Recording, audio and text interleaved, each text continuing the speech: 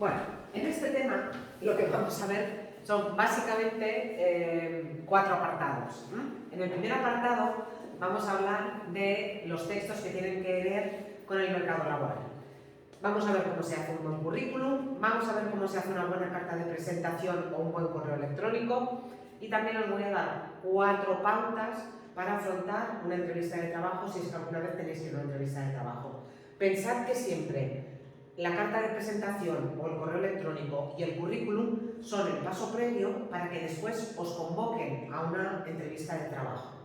Primero, en un proceso de selección normal, digamos serio, porque ya sabemos que trabajamos en un país o que vivimos en un país donde hay mucho enchufe y donde, vente tal, que mi primo te va a dar trabajo, Pero si queréis trabajar para la administración pública, si en algún momento dado queréis trabajar para una empresa seria, yo que sé, Inditex, ¿sí? En ese caso sí que tenéis que enviar un currículum con una carta de presentación y después os convocan a una entrevista de trabajo en la que se comenta el currículum y, en fin, se comentan aspectos que tienen que ver con vuestra vida laboral y después, a partir de esa entrevista, pues os contratan o no os contratan. Por eso es importante tener en cuenta estos 3 aspectos. Dentro de la literatura de posguerra, pues vamos a empezar más o menos en el apartado en el que lo dejamos en el tema anterior, que fue justo en la Guerra Civil Española.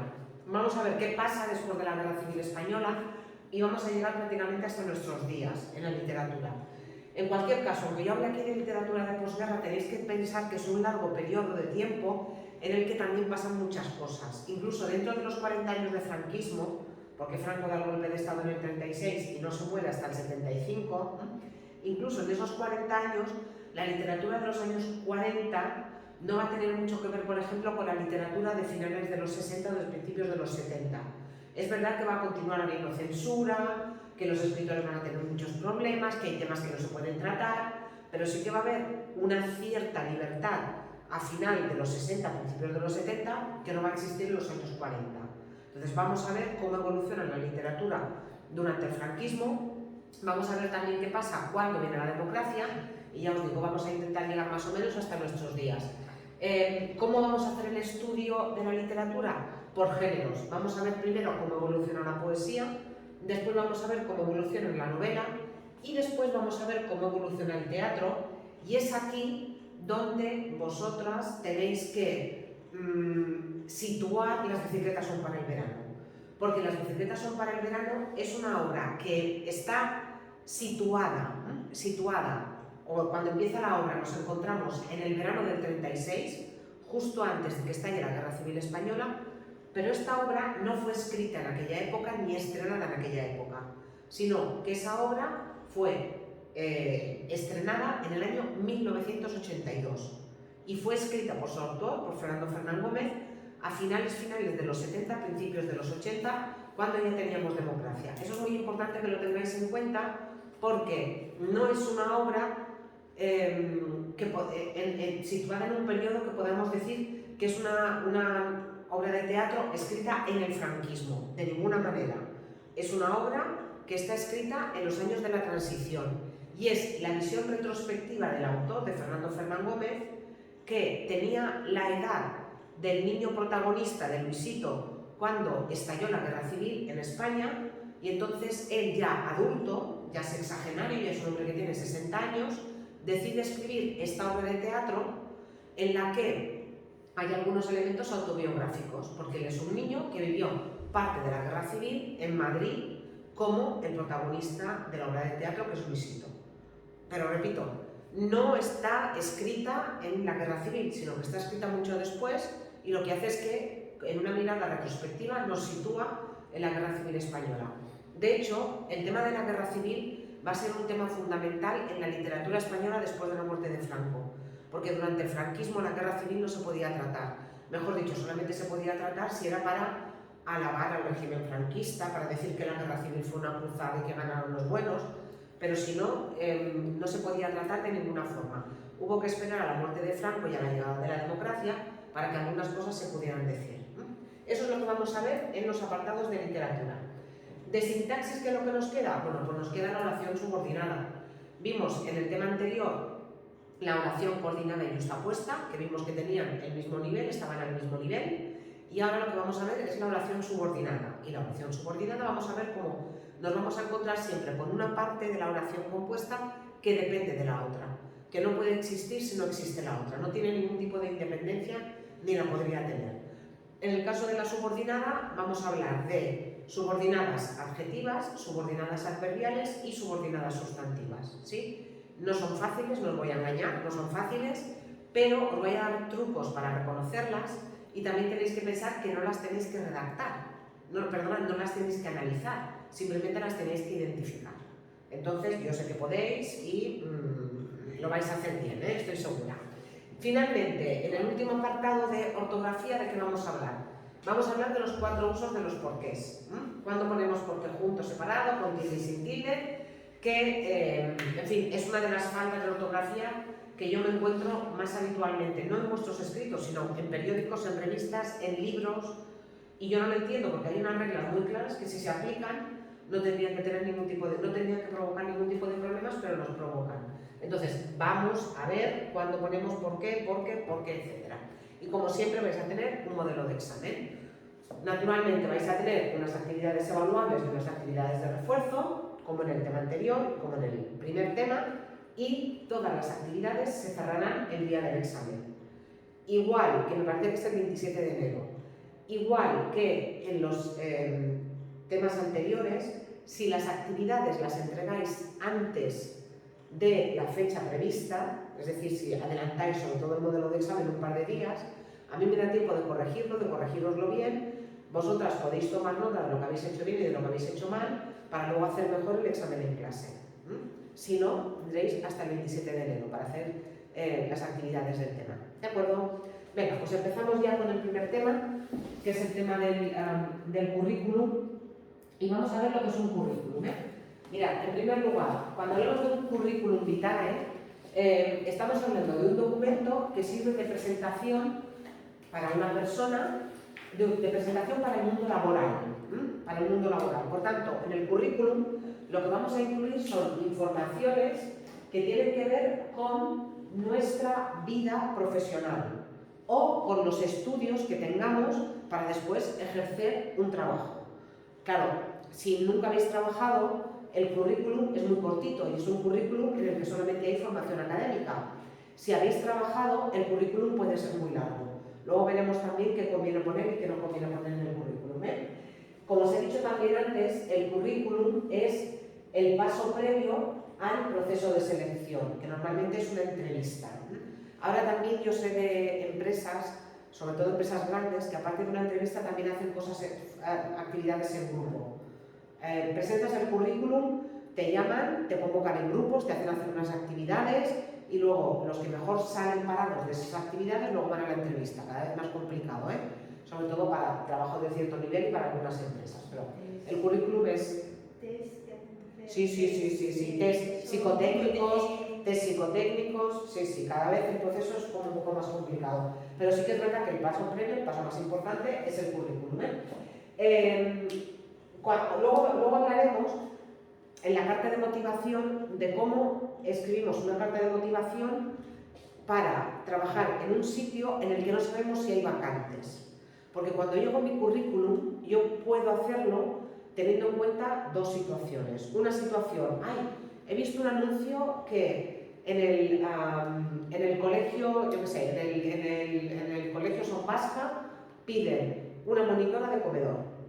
Entonces, yo sé que piden una monitora de comedor, voy a escribir una carta de motivación determinada y voy a enviar el currículum. O, a mí me hace muchísima ilusión trabajar en Son Vasca, voy a enviar mi currículum por si acaso en algún momento hubiera un puesto de trabajo. ¿Qué va a ser diferente en los 2 casos? La carta de motivación, pero el currículum va a ser el mismo. La carta de motivación será diferente, pero el currículum va a ser igual. ¿Qué tenemos que tener en cuenta en un currículum? Bueno, lo primero que tenemos que tener en cuenta es una norma que yo creo que nos tendría que servir para todo en la vida, que es que lo que nosotros ponemos en el currículum tiene que ser verdadero y tiene que estar presentado de forma clara y ordenada. Yo creo que si aplicamos eso a todos los órdenes de la vida nos iría todo muchísimo mejor. El currículum tiene que ser verdadero. Otra cosa es que ocultemos algunos datos porque no nos interesa contarlos en el currículum, sino que ya los defenderemos en una entrevista.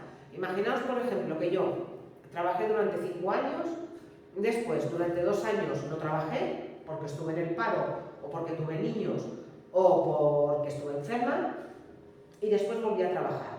Claro, si yo en el currículum pongo 2 años en paro, no queda bien. Pero si yo en la entrevista digo, esos 2 años no estuve, aunque estuve cobrando del paro, en realidad no estuve parada, sino que me estuve preparando, me estuve formando, fui a clases de inglés, aproveché para no sé qué, para hacer cursos de informática, ya lo estoy defendiendo de otra forma. Por tanto, una cosa es mentir y otra cosa es ocultar aquella información que no nos interesa poner en el currículum.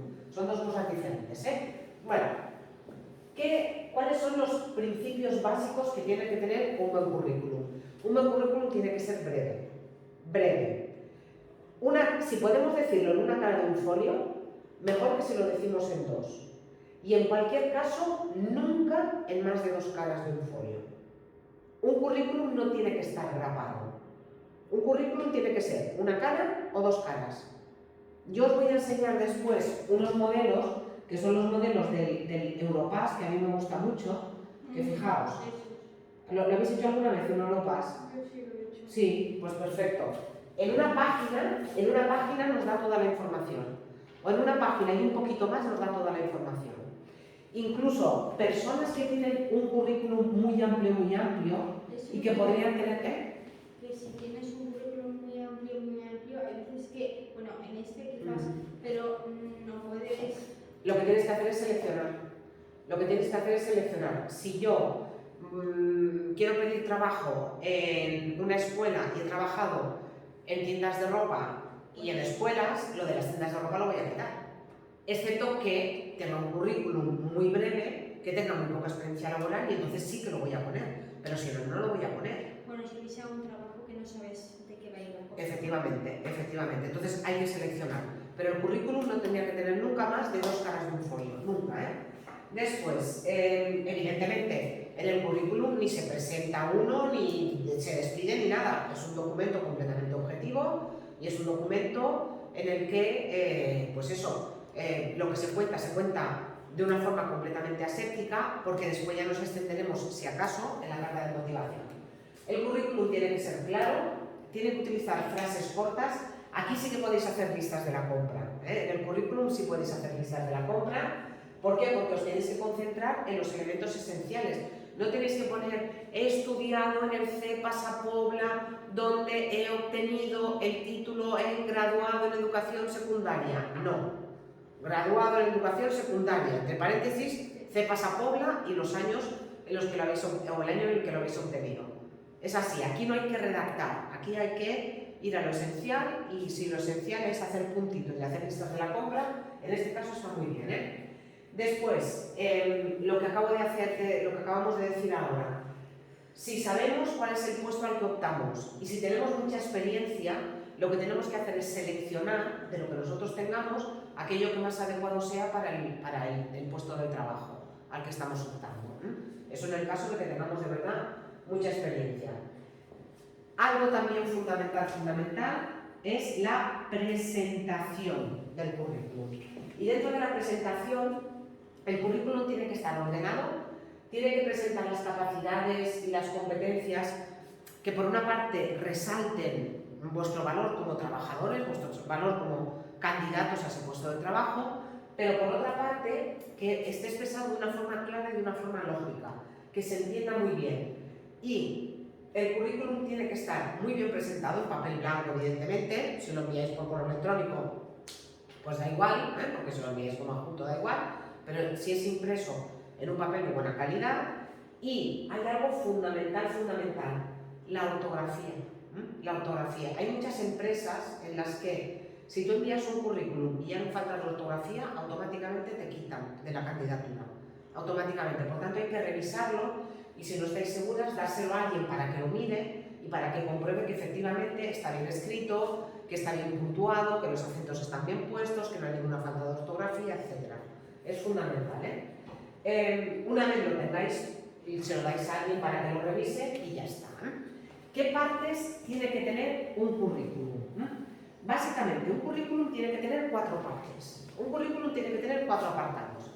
Tiene que tener un primer apartado de datos personales, tiene que tener un apartado de formación académica y uno de experiencia laboral. Estos se pueden girar. Es decir, puede aparecer primero la experiencia laboral y luego la formación académica. A mí me gusta más poner primero los estudios y luego la experiencia laboral, pero yo he visto currículums que van al revés. Entonces, formación académica, experiencia laboral y luego otras informaciones de interés, donde incluiríamos, pues eso, si tenemos coches, si tenemos carnés, si tenemos disposición para viajar, etc. Venga, empezamos por los datos personales. ¿Qué datos personales tendríamos que incluir en el currículum? Bueno, en realidad en el currículum tendríamos que incluir poquísimos datos personales. Si viviéramos en un mundo justo, en el currículum pondríamos básicamente nuestro nombre y nuestros apellidos y ya está. Ni edad, ni lugar de nacimiento, ni estado civil, ni foto. El Europass, que es el currículum que os voy a enseñar a hacer luego, que es el currículum de la Unión Europea, para unificar de alguna manera un modelo que pueda circular por toda Europa y que todo el mundo identifique, al principio ni se podía colgar la foto. Ni se podía colgar la foto. Ahora ya sí se puede colgar la foto. Repito, si viviéramos en un mundo ideal, en el currículum pondríamos nuestro nombre y nuestros 2 apellidos y nos contratarían en función de lo que viniera después. Pero no vivimos en un mundo ideal y entonces hay que poner datos como, por ejemplo, el lugar y la fecha de nacimiento. ¿Qué pasa? Que eso es completamente discriminatorio.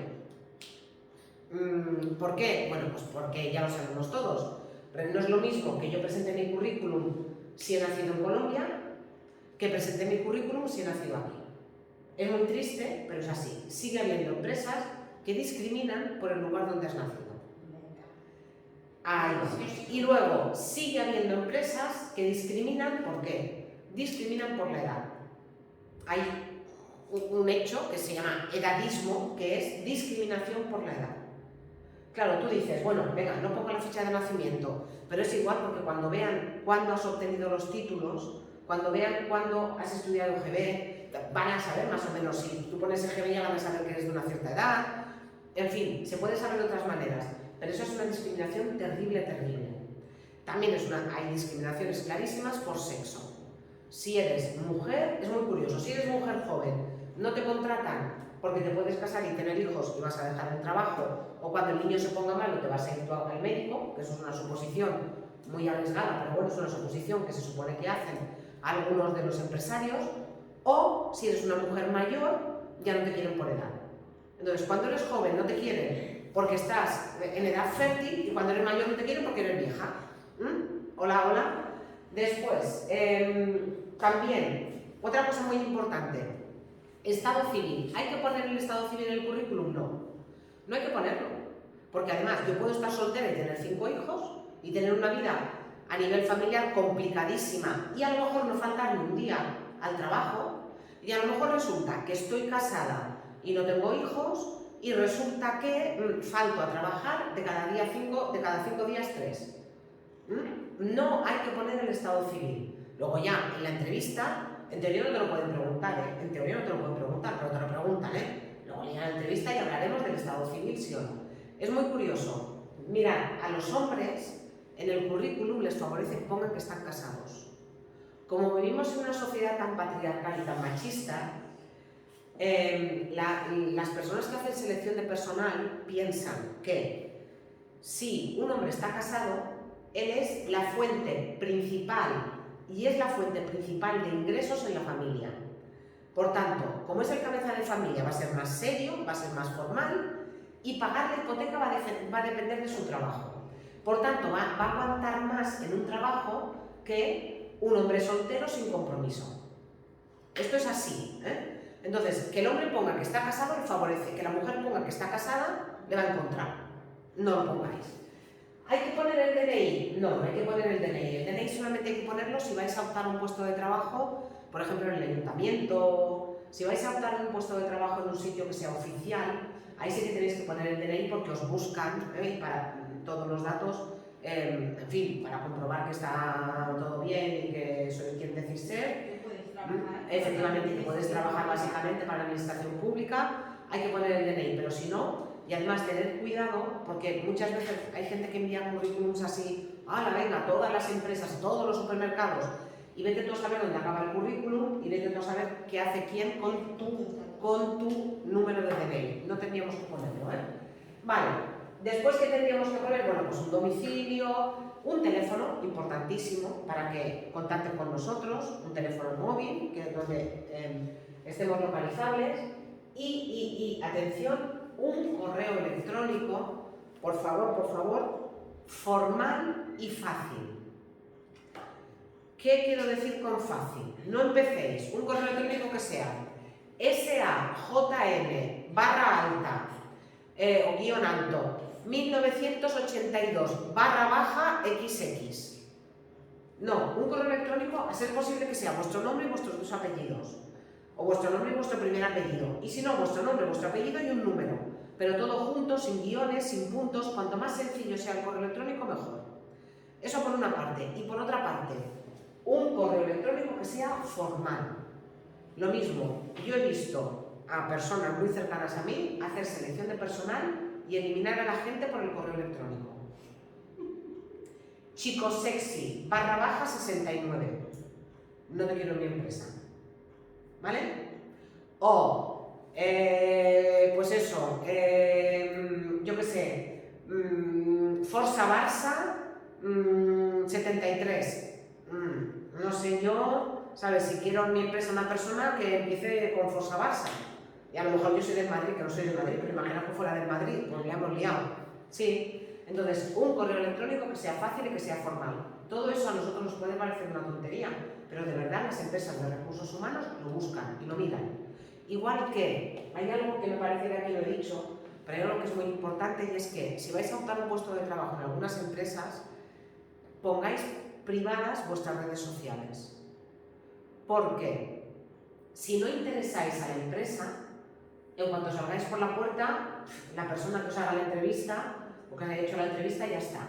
Pero si la empresa os puede contratar y estáis ahí, si os va a contratar o si está dudosa, en cuanto salgáis por la puerta, lo primero que va a hacer la persona es buscaros en redes sociales. Y depende de las fotos que hayáis colgado y depende de lo que estéis haciendo en redes sociales, os van a contratar o no. ¿Que es ilegal y que no habría que hacerlo? Efectivamente, es ilegal y no habría que hacerlo, pero lo hacen. Entonces, cuidado con eso, porque claro, hay gente, no, yo soy muy seria, a mí lo que más me gusta es leer y estar en casa con mis hijos y con mi familia, entran en redes sociales, fotos de juego a las 5 de la mañana, en fin, bueno, y ya no os digo la cantidad de gente a la que echan de los trabajos, porque se supone que está enferma y luego entran en Instagram y ven ahí una foto que ha colgado del partido Marruecos-Francia celebrando ahí la victoria hasta las 4 de la mañana. Entonces, cuidado con esas cosas, poned las redes sociales privadas y ya está. Y en el momento que vayáis a hacer la entrevista, cuando la persona entre en vuestras redes sociales, solamente va a ver vuestro nombre, pero no va a ver ninguna de las publicaciones que hayáis hecho. Cuidado con estas cosas, que parecen tontería, pero que no lo son, ¿eh?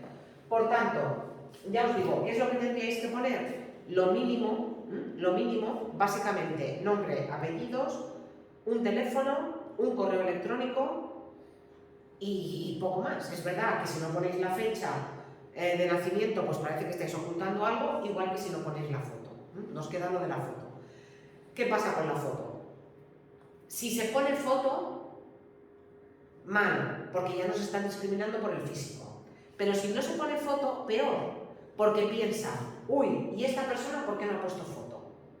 Entonces, claro, llega un momento que todo el mundo termina poniendo foto. También hay que tener cuidado, las fotos de Instagram no valen para el currículum, tiene que ser una foto formal, seria, de gusto, sonriendo pero no demasiado, en fin, una foto como que tengas cara de ser persona agradable, pero bueno, no soy la más guay de la fiesta, porque entonces ya se queda muy liado, Ya os digo, en un mundo ideal no tendríamos que ponerlo, pero como no vivimos en un mundo ideal y el mundo de la empresa funciona así, hay que poner foto. Si optáis a un puesto para el ayuntamiento, ¿no? Es curioso, ahí no importa poner foto. pero para el resto de los trabajos sí. Yo entiendo que si uno va a trabajar de modelo, quieren ver una foto. Pero lo que no entiendo es por qué quieren ver una foto si voy a trabajar en Mercadona. De verdad no lo entiendo. Digo Mercadona, digo sí, o digo lo que sea. Y ya no os digo la discriminación que hay en empresas de moda. Por ejemplo, en Zara, en Inditex, los uniformes de las chicas, la talla más grande es una 40. La talla más grande de uniforme es una 40, es decir, hay 36, 38 y 40. Si tú llevas más de una 40, no puedes trabajar en Inditex porque no hay uniformes para ti. Entonces es una discriminación también por razón de peso, pero eso ya es, Zara, sí, Zara, Stradivarius, Oysho, Massimo Dutti, todas esas. Bueno, formación académica. ¿Qué es lo que tendríamos que poner en formación académica? En formación académica tenemos que poner los títulos, no los estudios, los títulos. Vosotras estáis estudiando ESPA, pero el título que vais a obtener es el título en graduado en educación secundaria obligatoria. Por tanto, eso es lo que tiene que figurar en vuestro currículum. Graduado en educación secundaria obligatoria. Y tenéis que poner el sitio donde lo habéis estudiado, en este caso CEPAS a Pobla, al que ponga Joan Tas, lo suspendo hasta el año 3040, si estoy viva. Aquí compartimos espacio con el Joan Tas, pero somos dos centros. El Joan Tas es uno y nosotros somos otro. Nosotros somos el CEPAS a Pobla. Por tanto, graduado en educación secundaria obligatoria, CEPAS a Pobla, y podéis poner el año en que habéis obtenido el título, que es lo que tendríais que poner. Por tanto, ponéis 2023 porque os vais a ir al cuatrimestre, porque os vais a ir a enero, me refiero, a febrero. No es que necesitéis otro cuatrimestre, sino que os vais a febrero, ¿vale? Si tenéis dos títulos, imaginaos por ejemplo que tenéis secundaria y que después de secundaria estudiáis bachillerato. No es necesario poner el inferior, se pone siempre el título superior. Si tenéis bachillerato no se pone la secundaria.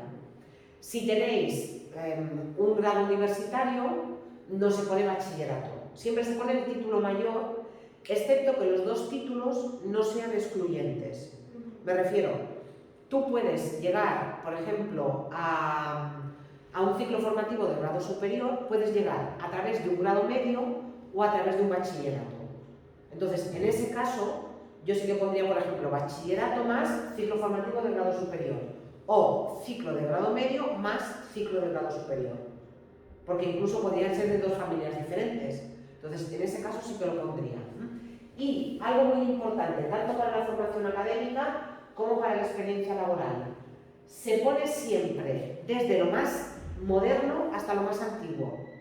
Vamos en orden cronológico inverso.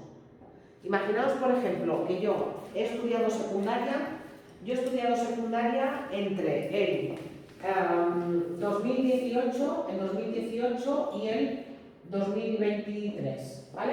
Lo pondría aquí. Imaginaos que antes, entre el 2017 y el 2016 y el 2017, ¿vale? Me saqué el título de inglés de la Escuela Oficial de Idiomas, ¿sí? Que después, entre el 2015 y el 2016, lo que hice fue un curso del SOI de peluquería.